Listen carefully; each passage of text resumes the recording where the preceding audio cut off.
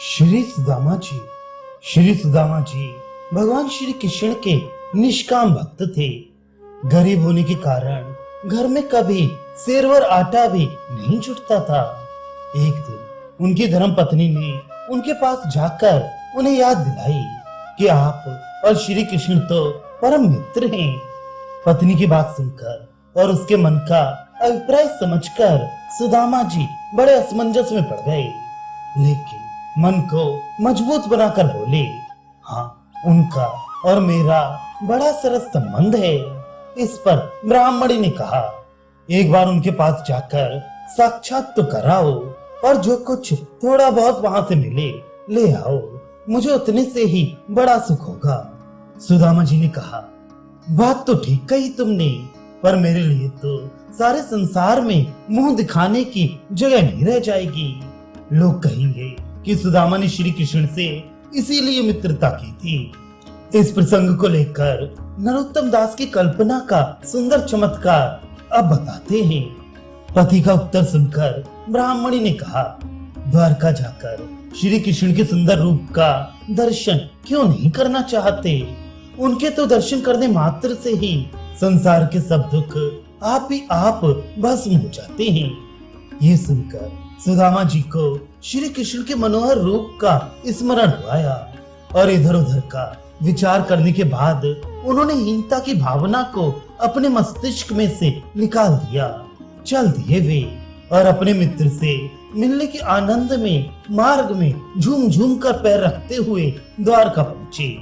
वहां श्री कृष्ण का अतुल वैभव देखकर उनके हृदय को बड़ा अभूतपूर्व सुख और आश्चर्य हुआ। द्वारका को देखते देखते अब आगे बढ़े थे। उनके नेत्र अपने मित्र के अनुपम रूप माधुर्य रूपी अमृत का पान करने के लिए प्यासे थे। अंत में वे डरते हुए ड्योढ़ियों पर पहुंचे और उन्हें पार कर मन में साहस बटोरकर राजभवन में पहुंच गए। मानो भगवान के दर्शन की उत्कट अभिलाषा ने हाथ पकड़कर उन्हें वहां पहुंचा दिया हो।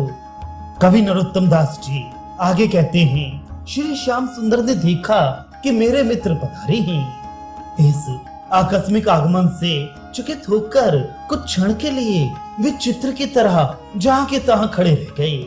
फिर प्रेम के आवेश में जैसा होता है उसी प्रकार आंखों से आंसू बहाते हुए दौड़कर सुदामा को गले से लगा लिया। कुछ समय के लिए वे इस प्रकार मिले रहे मानो दोनों का शरीर एक हो गया हो। यह अलौकिक प्रेम ऐसा था कि दोनों के अंग छुड़ाए नहीं छूटते थे। इसी बीच में भगवान को याद हुआ कि सुदामा तो अत्यंत दुर्बल हैं। इस स्मृति ने उन दोनों के अंगों को एक दूसरे से अलग कर दिया। इतने ही में श्री रुक्मिणी जी जल ले आई। श्री कृष्ण ने अपने हाथों से सुदामा के चरण धोए और अपने भाग्य को सराहा। बाद में शैया पर उन्हें विराजमान करके उस समय की चर्चा छिड़ी जब दोनों सांदेपनी गुरु के यहाँ विद्या अध्ययन करते थे। उन दिनों का वर्णन कर श्री कृष्ण ने अपने मित्र को आनंद सागर में निमग्न कर दिया और स्वयं भी मित्र के प्रेम में सरोवर हो गए।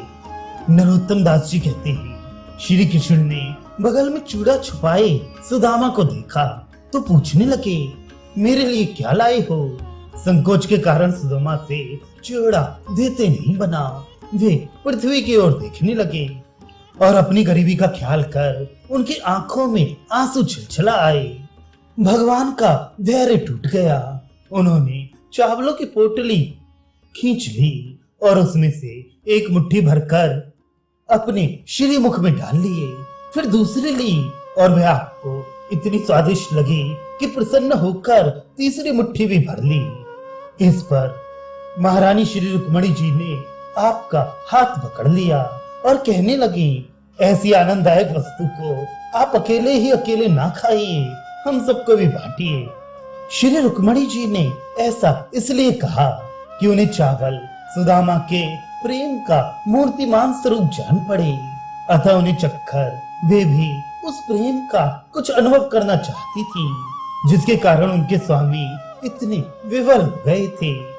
भगवान ने सोच विचार कर इन चावलों के बदले में सुदामा को अपार संपत्ति देती और वह द्वारका से विदा हुए। सुदामा को इस रहस्य का कुछ भी पता न था। वे तो अपने मित्र के वियोग में दुख का अनुभव करते हुए घर की ओर जा रहे थे।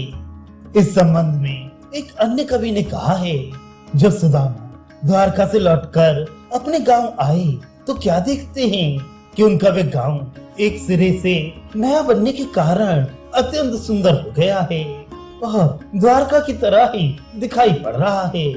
नगर की ऐसी रचना देखकर उनकी बुद्धि भ्रम में पड़ गई। लेकिन जब पति के अनुराग में भरी हुई उनकी धर्म पत्नी सैकड़ों नवयुवती सहेलियों के साथ महल से उतरकर नीचे आई और अत्यंत आदर पूर्वक उनका स्वागत किया, तब उन्हें विश्वास हुआ कि वह उन्हीं का घर है। भगवान के दिए हुए इस अतुल ऐश्वर्य को पाकर सुदामा उसमें लिप्त नहीं हुए, बल्कि वे पहले की ही तरह भगवान के ध्यान में डूबे रहकर उनकी रूप माधुरी का पान किया करते। भगवान में उनकी अनूठी प्रीति थी और उसका आस्वादन लेने की रीति प्रकार भी नित्य नवीन था।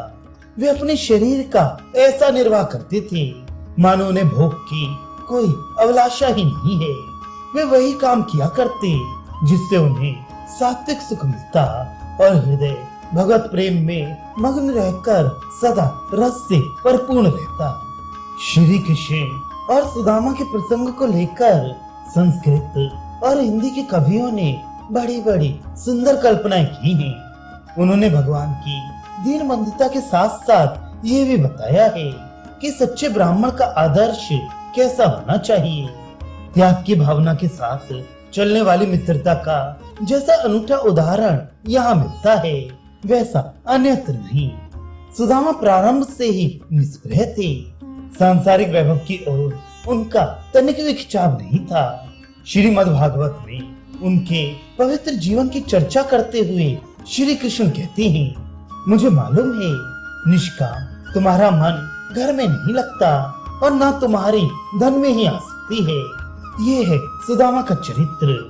द्वारका जाने से पूर्व वे अपनी स्त्री से कहते हैं कि औरत को धन चाहिए, ब्राह्मण को धन केवल भिक्षा है। स्त्री से कहने से वे गए तो केवल वे इस लोभ से कि वहाँ भगवान के दर्शन का अपूर्व लाभ होगा। श्री कृष्ण के राजसी ठाटबाट को देखकर भी सुदामा के मन में ईर्ष्या पैदा न हुई और न उन्होंने क्षण भर के लिए ये सोचा कि ये कितने सौभाग्यशाली हैं और मैं कितना दरिद्र हूँ। वे जानते थे कि भगवान ने जानबूझकर मुझे दीनहीन बनाया है कि कहीं ऐसा ना हो कि गरीब धन पाकर मदमत्त हो जाए और मुझे भुला दे। द्वारका से जब वे खाली हाथ लौटते हैं तब भी उन्हें किसी प्रकार के दुख का अनुभव नहीं होता।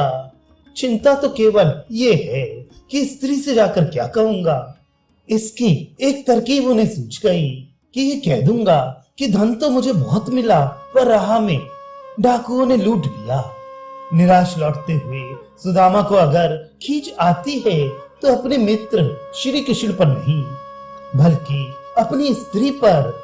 सोचते हैं कि मुझे वहां भेज दिया, मूर्ख कहीं की। श्री कृष्ण के पैतरे अभी जानते ही नहीं। वह इस हाथ से लेता है तब दूसरे से देता है। उधर गोपियों के चीर झपट लिए तो इधर द्रौपदी को उन्हें देखकर वाह वाह लूट ली। एक गज को ग्राह के मुंह से बचाया तो दूसरे कुबल्या पीठ को कंस के दरबार में मार दिया। ऐसी है उसकी करतूत। संसार का समस्त वैभव पाकर भी सुदामा ने यही चाहा कि मैं भगवान का मित्र अथवा दास बनकर रहूं। इस जन्म में ही नहीं जन्म जन्मांतरों में। श्रीमद् भागवत में सुदामा की इस अभिलाषा का वर्णन करते हुए लिखा है, सुदामा जी भगवान के दास अथवा सखा बनकर ही संतुष्ट नहीं है। महानुभाव श्री कृष्ण से जिन भक्तों का आध्यात्मिक संपर्क है उनकी संगति में रहने की भी उन्होंने कामना की है। आगे चलकर सुदामा कहते हैं, जिन भक्तों पर भगवान की कृपा होती है उन्हें वे सांसारिक संपत्ति अथवा राज्य नहीं देते, क्योंकि वे जानते हैं कि धन पाकर लोग अभिमान करने लगते हैं जो उनके अधःपतन का कारण बन जाता है। ये प्रश्न उठता है कि सुदामा को स्वर्ग का वैभव फिर क्यों दिया? इसका उत्तर स्वयं सुदामा ने दिया है। वे कहते हैं कि भगवान तो बड़े विचक्षण हैं। वे जानते हैं कि सुदामा अभी अविवेकी है। संसार के सुखों के बीच रहते हुए उनसे जो वितृष्णा वैराग्य पैदा होता है वही सच्चा विवेक है। इसलिए कुछ दिन इन सुखों को इसे भोगने दिया जाए।